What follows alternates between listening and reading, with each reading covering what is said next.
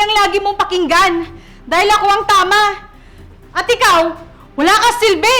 Oo, ikaw na ang tama. Dahil ni minsan, di mo ako pinakinggan. Lahat ng gusto kong gawin, kinokontra mo.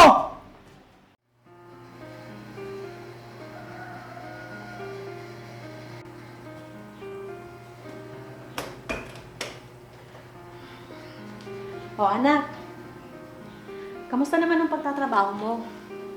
Ayos naman po, Inay. Ang pag-aaral mo, hindi mo naman napapabayaan? Nay, minsan parang ang hirap-hirap na.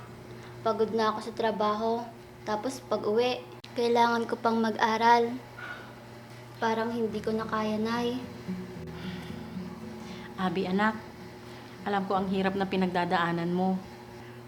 Tandaan mo anak, walang pangarap na madali. Pero Inay, nakakapagod na. Ang mga bagay na pinaghihirapan, yun ang pinakamahalaga sa lahat. Pero Inay, parang napakabagal ng progreso ko. Parang pakiramdam ko, parang ang layo-layo pa ng inaabot kong pangarap. Anak, hindi mahalaga kung mabagal ang pag-usad mo. Ang mahalaga, hindi ka tumitigil. Lahat ng malalaking pangarap, nagsisimula sa maliit na hakbang. Nay, paano niyo po nakakayang maging malakas? Sa kabila ng lahat ng hirap na pinagdaanan niyo, hindi kayo sumuko. Dahil nandyan kayo na inspirasyon ko. Kung pagod ka na sa pagka-working student mo, aba, tumigil ka na sa ilusyon mong makamit ang pangarap mo. Tumigil ka nga dyan, Jerry! Hindi ka nakakatulong! Tama naman ako, di ba? Imbes na suportahan mo ang anak mo, lalo mo pa siyang hinihila pababa! Inay, tama na po. Hindi anak, sumusobra na ang tatay mo. Kung tinanggap niya sana ang alok ng kumpare kong magtrabaho sa ibang bansa, edi sana, may silbi na siya ngayon sa pamilya natin. Kung ikaw sana ang magtrabaho, hindi yung laging nasa inuman ka. Inay, tama na po. Yung puso po ninyo. Ikaw yung dahilan kung bakit ganito ang pamilya natin.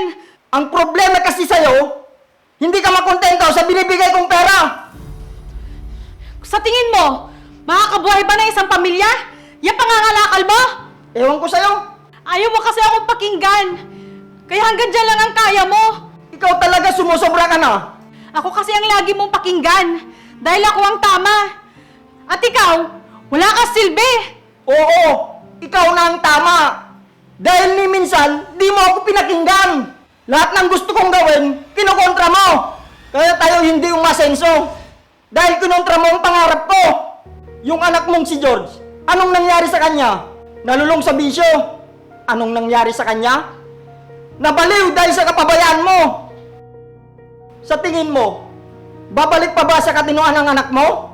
Ikaw, Abi, kung balak mong sundin ang payo ng inay mo, ikaw ang bahala.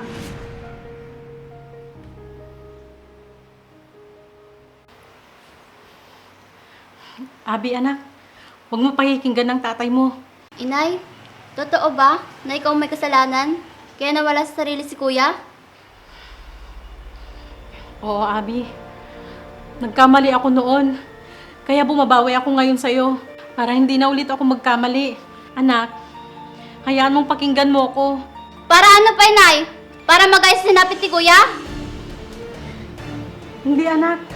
Hindi mangyayari sa'yo yun. Ewan ko sa inyo, Nay! Abi, anak!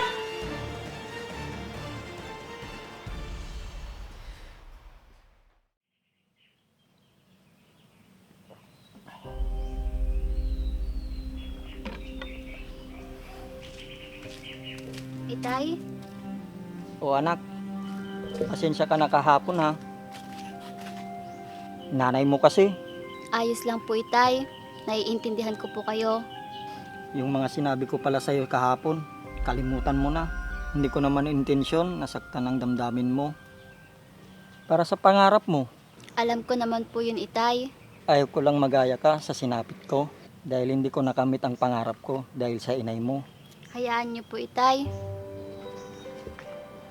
Magsisikap ako para makamit ko ang mga pangarap ko sa buhay.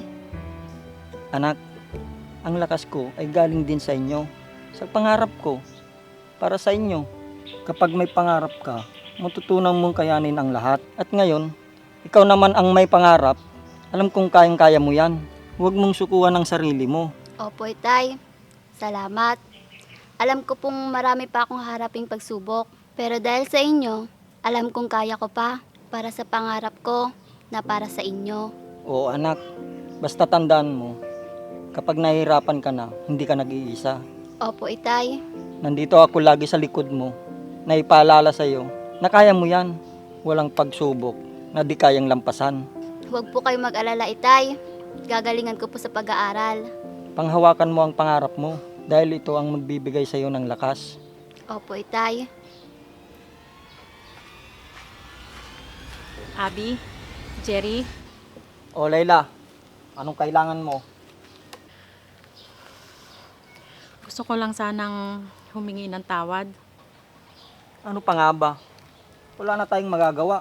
Nangyari na ang dapat mangyari at hindi na natin may babalik ang nakaraan. Sana bigyan niyo pa ako ng isa pang pagkakataon para may tuwi ko mga pagkakamali ko. Para saan? Para imali ang pangarap ni Abby? Hindi, Jerry. Para gabayan siya. Pangako, may kinig na ako sa'yo. Kung noon mo pa sana ginawa yan, edi sana hindi tayo ganito.